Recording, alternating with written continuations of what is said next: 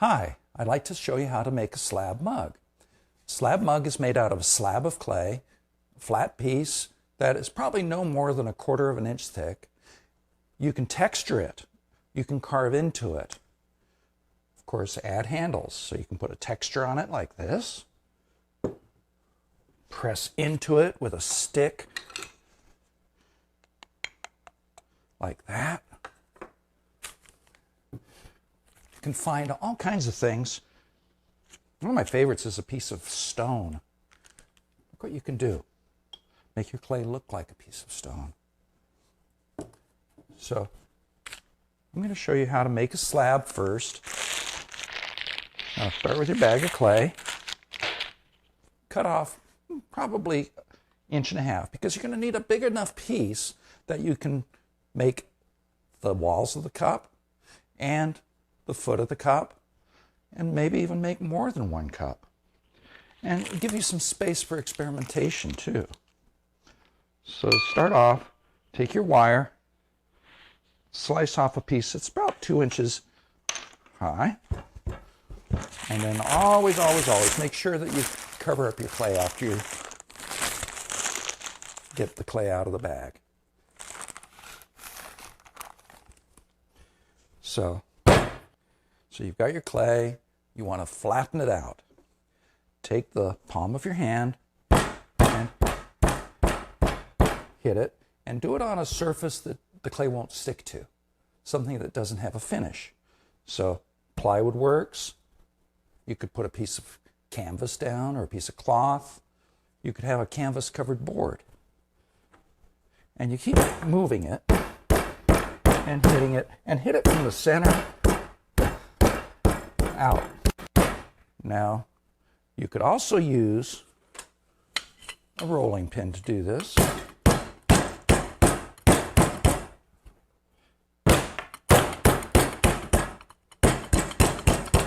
Do it in opposite directions.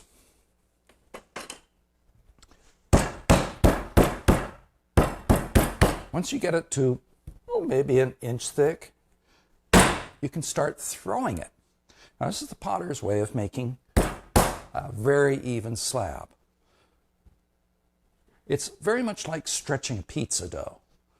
So what you do is you grab the outside edge and swing it a little bit, and then throw it down so the front edge catches first, and it'll stretch the clay. So here we go. So it got a little bit longer. Then you grab to the right, turn it over, and do it again. And again.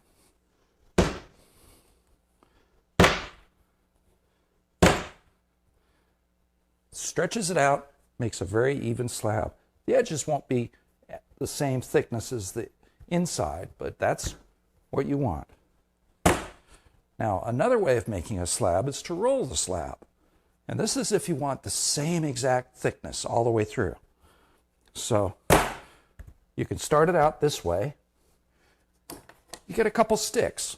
Now, these are 1/4 inch sticks. You can get yardsticks. You can get paint sticks, those stirrers that you use for paint.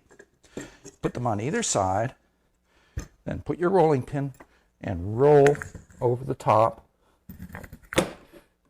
Now, when you do this, it may stick to the table, so as you're working it, flip it.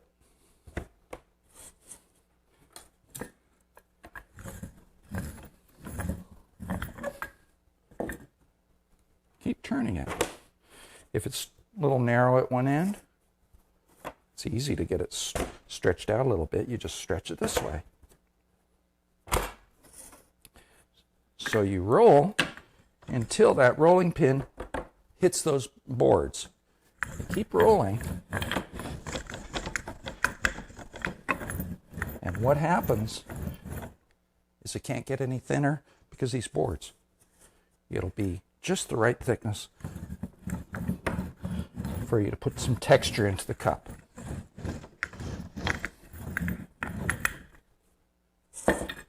Remember, keep releasing it because it will stick to a wet surface. So now I have a very even slab. It's a little thinner on the outside edges, so don't use the outside edge. Now you can experiment with texture. I have several things here. You can find natural things. Here's a piece of coral. Press that into the clay. You just get a beautiful pattern. I can't imagine carving all those little things. Here's a piece of wood that I found.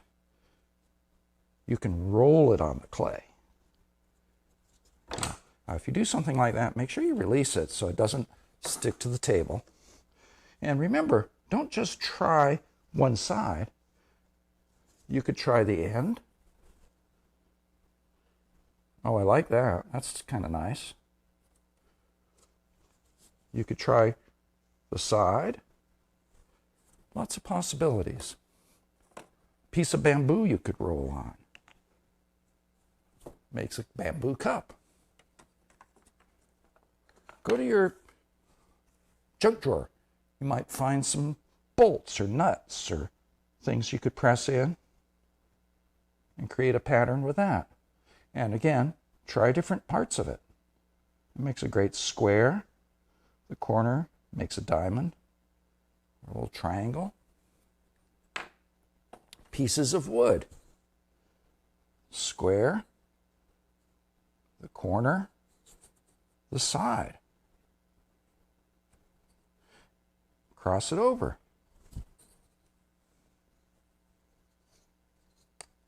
Look at the side there.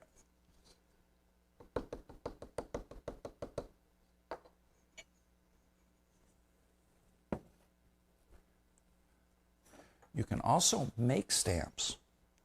You take a piece of clay,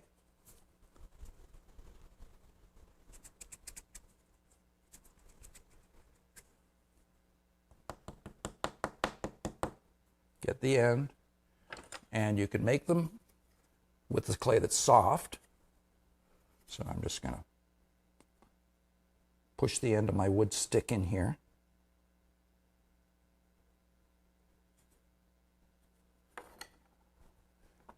And then it needs to be fired. You could let this get hard, dry it out, and use it, but it wouldn't last very long. If you fire it to the first firing, the bisque firing, so it's still porous, you get this. And then repeat that pattern. Another thing that you can use is called a roulette. Now this is like a little wheel. Take a piece of clay, roll it into a ball,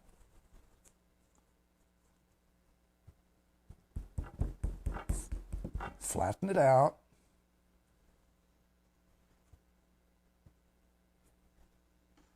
poke the end of your needle tool through it.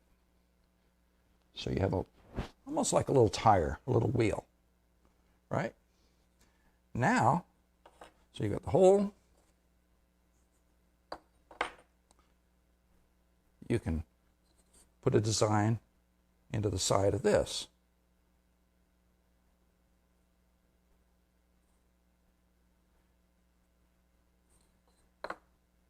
Fire it, and after it's fired, you can use it to roll a design onto the piece. Some people will use old casters. You take an old caster and carve it, cut into it, roll that design. If you let that piece of clay dry up a little bit, you can take a tool and carve. And you can carve a design out, and it's a lot more crisp. A little sharper design.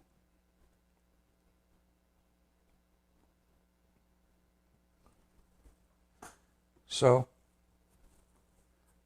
find some texture tools, play around, make a few stamps, and remember, you can use them when they're hard, when they've dried, even when they're leather hard, and you can see what they look like. You can take something and do it rough like this and come back and carve on it, make a really clean design. Remember, it's going to be the negative of what you put in there. So you can see how that comes out. Ooh, one of my favorites, paintbrush.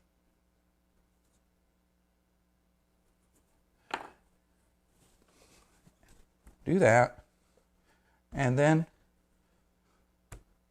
you can make a whole piece with one texture.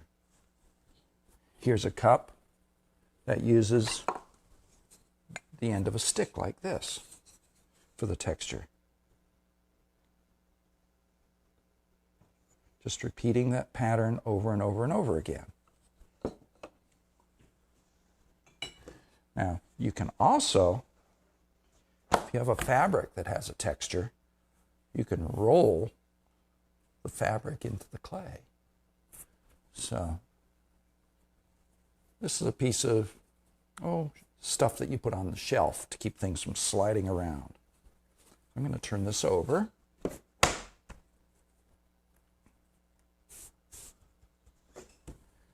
And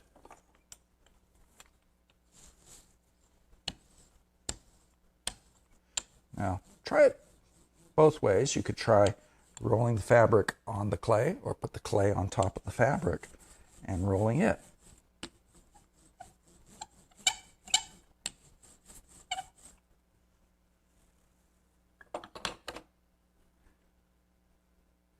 That's what it can come out like.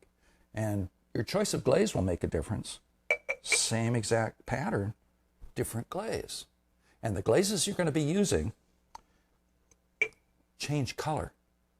This is called a celadon, and it goes darker where it's thicker, and where it's thinner and sharper, it pulls away and gets lighter. This is called a Temuku.